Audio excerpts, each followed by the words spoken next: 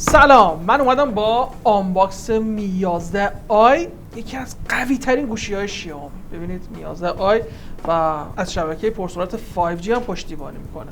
این یکی از پرقدرت ترین گوشی های شیائومیه که تازه وارد بازار کشورمون شده و قیمت تقریبا بالایی هم داره. من اینجا نسخه 256 گیگابایت حافظه داخلی و 8 گیگابایت حافظه رم و البته رنگ مشکی شده. برید در جعبه رو با هم باز کنیم ببینیم چه خبره. بله، این بره کنار.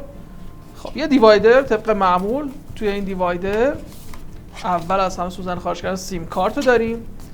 بله، اینجا آداپتور جک 3.5 میلیمتری صدا به تایپ سی رو داریم. پس می 11 آی مثل خیلی از گوشی مدرن امروزی جک 3.5 میلیمتری صدا رو خودش نداره، ولی خوشبختانه شیائومی اینو داخلش گذاشته تا بتونید از هدفون قدیمتون استفاده کنید. خب دفترچه راهنما، چیزهای دیگه‌ای هستن که می‌بینیم توی این دیوایدره.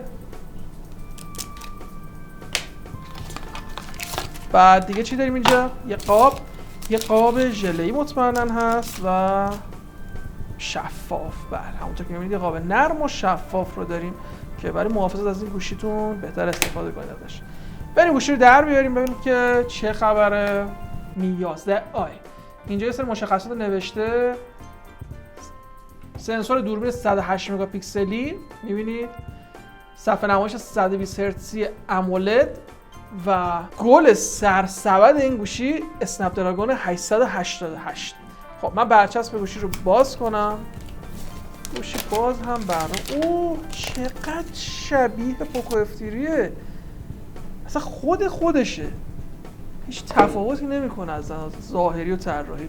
حالا روشنش کنم بذارم کنار، ببینیم که داخل جعبه دیگه چه خبره. یه دیوایدر دیگه داریم اینجا. زیر این دیوایدر آداپتور شارژ رو داریم که اینجا USB A میخوره. یا آداپتور شارژ تقریبا بزرگی هم هستش. 3 به 2 هم باید براش تبدیل بگیرید تا بتونید ازش استفاده بکنید. خب ببینم که چند واتیه آداپتور شارژ. بله، آداپتور شارژ 33 واتی داره. خود گوشی هم از شارژ سریع 33 واتی پشتیبانی میکنه و باتری که داخل می 11 آی هم قرار گرفته 4520 میلی آمپر ساعت ظرفیت داره. خب یه کابل شارژ هم داریم که مطمئنا یه طرفش USB A همون USB کلاسیکه و در رفت و یه سمت دیگه‌ش هم تایپ سیه. خب این یه کابل شارژ خیلی بلند هم نیست، کابل شارژش سراش هم که نارنجیه دیگه، چیز خاصی نیست. دارید می‌بینیدش. جمع بکنیم بند و بساطو، بریم سراغ گوشی، در مورد گوشی بیشتر با هم صحبت کنیم، باهاش بیشتر آشنا بشیم. یه صفحه نمایش 6.67 اینچی داره، سوپر امولد 120 هرتزی و اینکه کیفیتش هم فول اچ دیه. بالاش دوربین سلفی می‌بینیم که این دوربین سلفی به صورت حفره قرار گرفته و سنسور 20 مگاپیکسلی داره. اندازه کوچیکی هم داره این سنسور به نظر و حالا در مقایسه با رقبا باید ببینیم که چه شکلیه.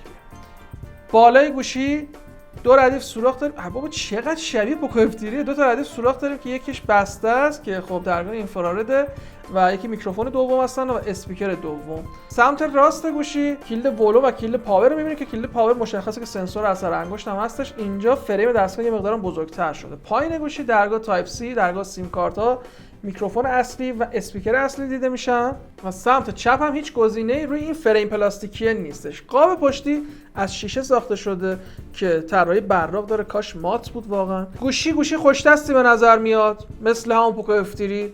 گوشی بد دستی و نیست و گوشی خوش ساختی هم به نظر میرسه. حالا تو بررسی بیشتر در موردش صحبت میکنیم و باهاش آشنا میشیم. در مورد دوربینش هم با هم صحبت کنیم. چقدر کثیف شده، ببین چقدر قاب براق و برای گوشی بده. من هنوز هیچ کاری نکرده، گوشی کامل کثیف شده. بیرون زدگی لنز دوربین تقریبا زیاده.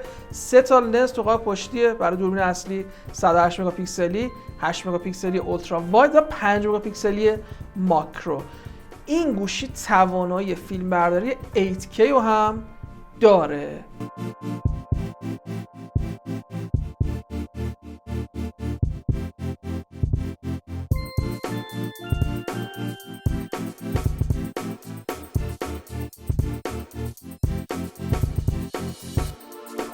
خب بریم گوشی رو ستاپ کنیم ببینیم که نرم افزارش چجوریه. خب گوشی اومد بالا، بریم ببینیم که میوایش که میوای 12 مشخصه. بریم ببینیم که چه خبره توی ستینگش. اندروید آپدیت اومده براش. بله اندرویدش اندروید نسخه 11 همونطور که دارید میبینید، جدیدترین نسخه اندرویدی که حالا روی گوشی‌های غیر پیکسلی میتونید ببینیدش و آپدیت آمده براش. دیفالتش که میوای 12 آپدیت چی اومده براش ببینیم، بذارید بیاد میوای 12.03. بله میوای 12 هنوز براش نیومده، پس باید منتظر باشیم بیاد. اومد آپدیت میکنم و خب در موردش بیشتر صحبت میکنیم با هم دیگه. این می 11 آیه یکی از پرقدرت ترین گوشی‌های شیائومی و گوشی‌های بازار، منتظر بررسیش باشید. با ظاهر کاملا شبیه پوکو F3، هم منتظر بررسی پوکو F3 باشید، خیلی زود براتون میذارم، هم منتظر بررسی این گوشی پرقدرت شیائومی. دمتون گرم برای اینکه تا آخر ویدیو همراه من بودید. لایک و کامنت رو فراموش نکن، حمایت کن. خیلی مخلصم. خدا نگهدار.